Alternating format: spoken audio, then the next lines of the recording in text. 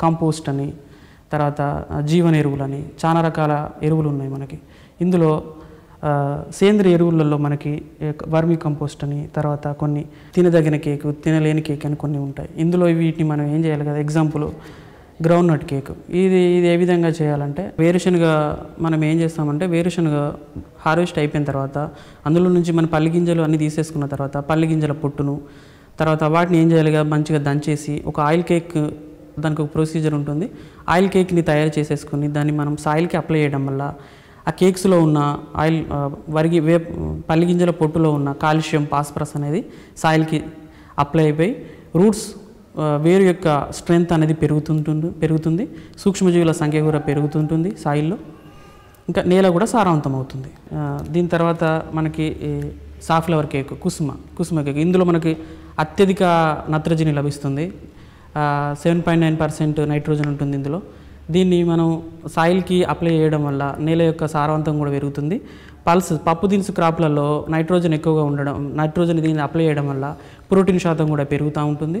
మనం చనిపోయిన జంతువుల నుంచి వచ్చిన కొమ్ములని మనం కలెక్ట్ చేసేసి వాటిని కొన్ని రోజుల తర్వాత వాటిని పొడిగా చేసేసి వాటిని మనం సాయిల్కి అప్లై చేయడం వల్ల కాల్షియం, ఫాస్ఫరస్ దీనికి అన్ని నేలకు అప్లై చేస్తాం.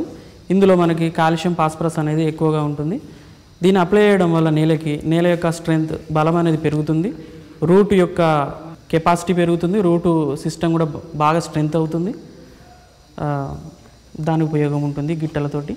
ఈ పచ్చి ఆకు ఎరువు మనకు లభించే ఏ ఆకులైనా కూడా పచ్చి ఆకుల్ని మనం కలెక్ట్ చేసేసి సాయిల్కి అప్లై చేసేసి రోటోవేటర్తో లేదా కల్టివేటర్ తోటి మనం సాయిల్కి అప్లై చేయడం వల్ల దీనిలో ఉన్న నత్రజని, ఫాస్ఫరస్ మరియు మైక్రోన్యూట్రియంట్స్ అయిన సూక్ష్మ పోషకాలు, ఐరన్, మాంగనీస్, జింక్, కాపర్ అనేటి మనకి నేలకి బాగా లభిస్తాయి.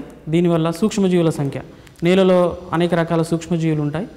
అజోస్పైరిల్లం, అజిటోబ్యాక్టర్, తర్వాత కొన్ని మంచి బ్యాక్టీరియాస్ ఉంటాయి, సూడోమోనస్, బాసిల్లస్ బ్యాక్టీరియాస్. వీటిని వేయడం వల్ల నేలలో సూక్ష్మజీవుల సంఖ్య పెరుగుతుంది. మళ్ళీ తర్వాత నేల యొక్క pH అంటే ఉదజని సూచి అది కూడా తటస్థం అవుతుంది, 7 ఉంటుంది. మనకి నేల యొక్క సేంద్రియ కర్బన శాతం కూడా పెరుగుతుంది. వేపాకైనా, జిల్లేడాకైనా, జనుము ఆకైనా, జీలుగాకైనా, ఏ ఆకైనా కూడా మనం అదొకాలి. పొలం మొత్తం స్ప్రెడ్ చేసేసుకొని చేయాలి.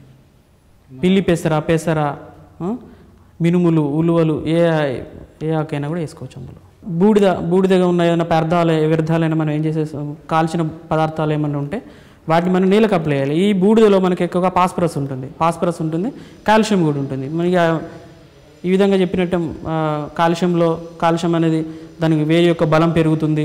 ఫాస్ఫరస్ అనేది నేల యొక్క స్థిరత్వాన్ని పెంచుతుంది నేలలో. రాసాయనిక ఎరువులు వాడడం వల్ల ఖర్చు బాగా పెరుగుతుంది. దీన్ని మనం తగ్గించేసి ఈ విధమైన సేంద్రియ ఎరువులని మనం వాడడం వల్ల మనకి ఖర్చు తగ్గుతుంది. నేల యొక్క సారవంతత కూడా పెరుగుతుంది. రైతు కూడా ఆనందంగా ఉంటాడు.